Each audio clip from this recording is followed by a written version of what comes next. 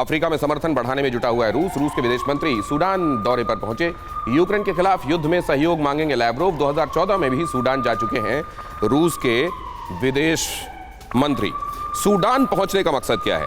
आखिरकार सूडान पहुंचकर लैवरोव क्या संदेश देना चाहते हैं? और इसमें आपको एक महत्वपूर्ण बात आपको बता दूं, यहां जब आप इसका एलैबोरेशन देखेंगे तो ये आपको बता दूं कि खार्टूम में ये जो मुलाकात हो रही है लैवरोव की और सूडान के राष्ट्राध्यक्ष की, यहीं पर अमेरिका और उसके सहयोगी देश कैसे सूडान में लोकतंत्र की बहाली हो सकती है, इसको लेकर अभी अभी सूडान में 2 दिनों की अपनी एक कॉन्फ्रेंस खत्म करके हटे हैं। और वैसे में ही लैवरोव का वहां पहुंच जाना पूरे सिनेरियो को क्या रंग देता है वो हम देखेंगे। लेकिन जरा देखिए लैवरोव के सूडान दौरे के मायने।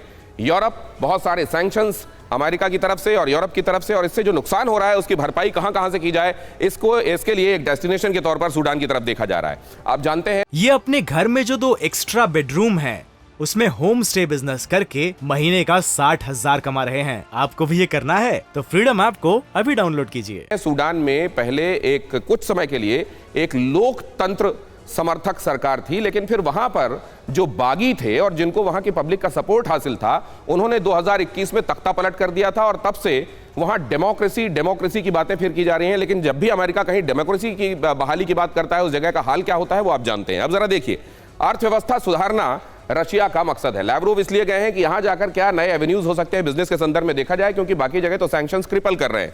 अमेरिका के वर्चस्व को चैलेंज करना, अमेरिका की जो हेजेमनी है कि हमने सैंक्शंस लगा दिया, सब जगह से चीजें टाइट हो गई किसी एक कंट्री के लिए, इसको चैलेंज किया जाना, यह भी एक मकसद है। और दुनिया में अपनी साख बनाना, एक पैरेलल सिस्टम ड्रॉ करना। आपको मालूम है कि इस बात पर रशिया जोर देता रहा है और सैंक्शंस की शुरुआती दिनों में जब बात हो रही थी तो उन्होंने ये कहा था कि हमने अपनी इकोनॉमी को फोर्ट्रेस इकोनॉमी में तब्दील कर लिया है, अब सैंक्शंस का फर्क नहीं पड़ेगा। वो दिन गए जब अमेरिका एक चुटकी बजाता था और पूरी दुनिया को कंट्रोल कर सकता था। अब कम से कम रशिया के मामले में ये नहीं होने वाला। ऐसा कहा तो गया था लेकिन असर पड़ रहा है, लिहाजा वो डेस्टिनेशंस ढूंढे जा रहे हैं जहां कोई इस समय जो काबिज राष्ट्राध्यक्ष है वो किसी भी तरीके से मददगार साबित हो सकता है। सूडान अहम क्यों है, अब जरा बहुत जल्दी से ये देख लीजिए। इसकी जो जियोग्राफिकल लोकेशन है वो बहुत अहम है, यूरोप के नज़रिए से बेहद खास है, और क्योंकि ये रेड सी से इसकी जो सीमा है वो लगी हुई है, लिहाजा सामरिक लिहाज से भी ये बहुत अहम इस जगह को बना देती है। मिडिल ईस्ट के समीकरण पर भी सूडान का असर तय माना जा रहा है और इसीलिए सूडान पहुंचे हैं लैवरोव। अब जरा इस पर बहुत जल्दी से हम एक टिप्पणी अचल मल्होत्रा सर की लेंगे। ये एक बड़ी ये ऊंट के मुंह में जीरा जैसा एक प्रयास है सर, ये बहुत महत्वपूर्ण है। आपके नजरिए से क्या है सर ये? दिनेश, देखिए, जब से अमेरिका और वेस्ट ने रशिया को आइसोलेट करने की कोशिश करी है, रशिया जो है is in search of new allies, और वो अलाइज इसी तरह के देश हैं जैसे सूडान हो गया जहाँ पे पॉलिटिकल इंस्टेबिलिटी थी, या एंटी डेमोक्रेटिक मूवमेंट्स हैं।